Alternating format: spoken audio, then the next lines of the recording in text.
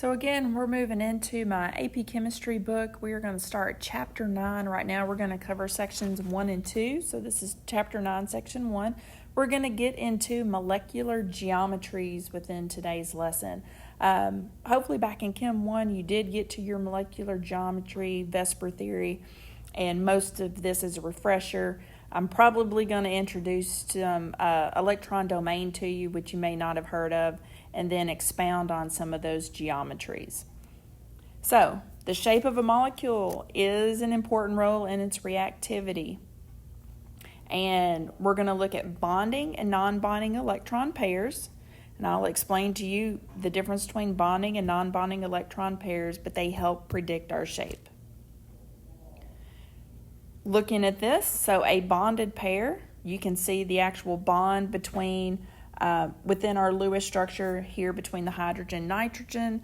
And then non-bonding pairs, we're only looking at non-bonding electrons that's considered to be on the central atom. So looking at these electron pairs being placed as far apart as possible, we will predict what the shape is of each of these. And then that gets us into our electron domain. Electron domains are where your electron pairs live. So a double or triple bond, all electrons are shared between just two atoms on the same side of the central atom. They will count as one electron domain. As I look around A, and again, that is generic, I see 4 domains. I see a non-bonded pair as one domain. I see the bonded pair here and here, that's 2 other domains, and then this double bond will count as one domain itself. So for a total of 4 domains.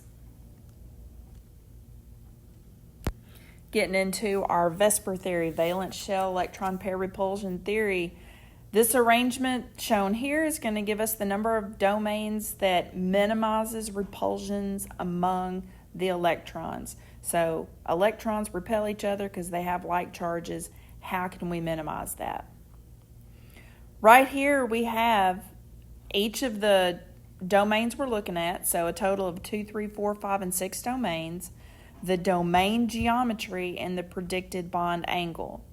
So these 6 main ones that we're looking at here, we are going to break down within each domain geometry the individual shapes or molecular geometries that can go within each domain.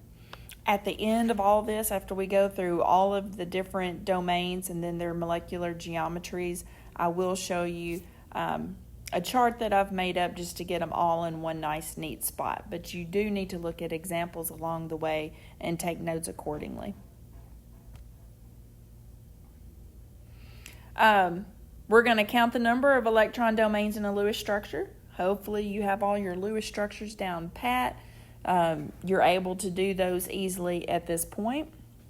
And the geometry is going to be the one that best corresponds to the number of electron domains.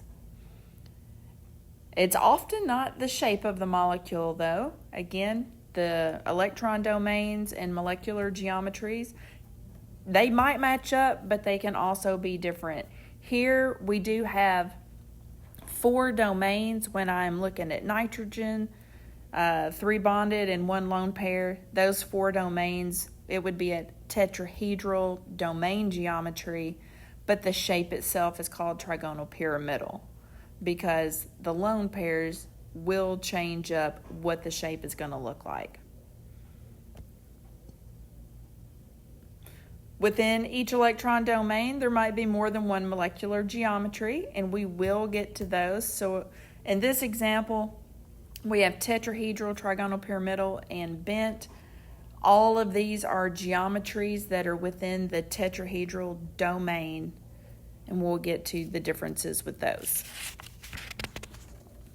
So starting off, the easiest one is having 2 electron domains around the central atom. It is called linear.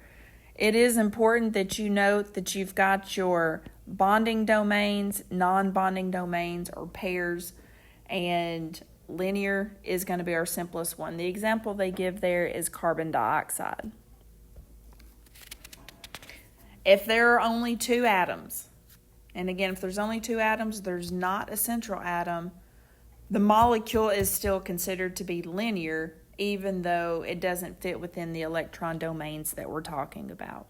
So if there's only two atoms, it is still considered linear, but no bond angle. The next electron domain of 3, its main domain geometry is trigonal planar, but now we have two different molecular geometries that come out of this.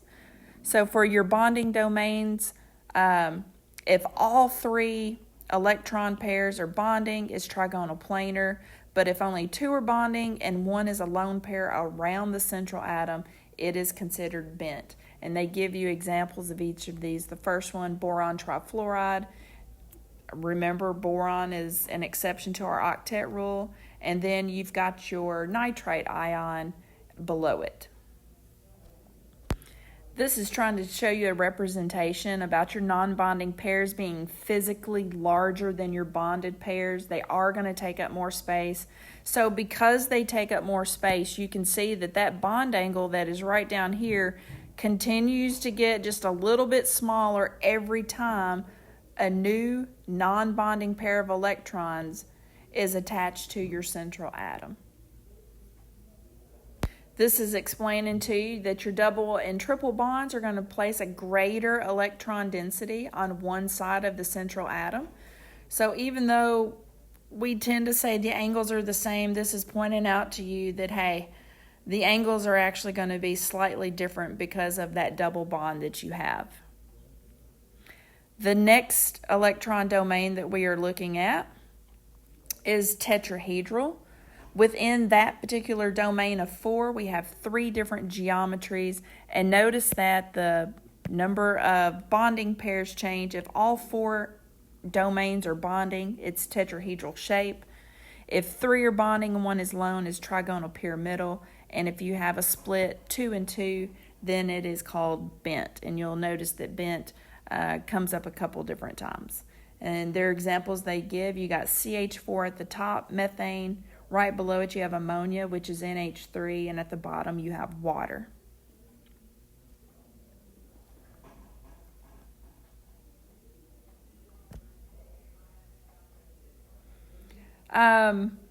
Looking at trigonal bipyramidal, which is going to be our next one we're going to look at, there are 2 distinct areas for their geometry. We have axial and equatorial. Axial, you can think of that as being vertically or up and down from your central atom. Equatorial, or the equator, is going to be your horizontal, what's going on horizontally around your central atom. We talk about energy a lot in Chem 1 here. A lower energy conformations do result having non-bonding electron pairs in equatorial rather than axial positions in this geometry. If they can reduce their energy, they will, and the placement of these is what creates a lower energy conformation. So within this 5 total domains, and if you have 5 total electron domains, the domain geometry is trigonal bipyramidal, but we have 4 different geometries underneath that based on how many are bonded, how many are considered non-bonding domains or lone pairs. So if all 5 are bonding, it's still trigonal bipyramidal. The example, PCl5, phosphorus pentachloride. If you have 4 bonding and 1 lone pair of electrons on the central atom, the example here is the seesaw shape, which is SF4. If you have 3 bonding and 2 lone pairs, it is T-shaped. And 2 bonding and 3 lone pairs on the central atom, they give you XeF2. And we've talked about Xe being able to have an expanded octet, and in this case right here, it has expanded. And the last domain we're looking at is a total of 6. So that domain geometry is octahedral. And within the octahedral domain geometry, we do have 3 molecular geometries. If all 6 are bonding pairs, then we still call it octahedral. There you go. SF6, sulfur is able to expand. 5 bonding, 1 lone pair is square pyramidal, and then 4 bonding, 2 lone pair is square planar, and there's that Xe again that we have mentioned. So again, sulfur, phosphor, xenon, they can expand. There are other examples. In this case, you see the bromine. Those are going to be the more common examples that you see if we're talking expanded octets. And again, they do not have to expand, but they can if the geometry and your formal charges warrant that change. Now, what if we have larger molecules that have more than one central atom? Well, then as you look around it, we're going to look at the geometry around each individual central atom. As I look around this first carbon right here, you can see that there are 4 different domains. It's tetrahedral, all of them are bonded, so still tetrahedral even for its molecular geometry. Around the next central atom, we have 3 domains. This one is trigonal planar with the angle of 120. And around our last central atom that we're looking at, oxygen. Oxygen has 2 bonding pairs, 2 lone pairs around it. It is a tetrahedral electron domain geometry, but its molecular geometry or its shape is going to be bent. And that angle, the main one is 109.5, but again, you would go with the actual bond angles for bent. And they're just telling you that these particular geometries, based on how they react with other molecules, those reactions typically happen at particular sites, especially on that top one. If you were to break it apart, that OH group would want to come off and react somewhere else, or you have an attachment site to that oxygen too. Now I am going to show you a picture of just how I put all of mine together. That way as you're doing your memorization, just to make it a little bit easier. Now here's each of those domains broken down by their domain geometry, molecular geometry, bonded lone pairs, and their bond angles. Whenever you write this down in your notes, I would add one more column off here to the side. Pretty soon we're going to talk about hybridization, and we'll break down those hybridizations based on each of those electron domains. So leave yourself one more column to add to this a little bit later.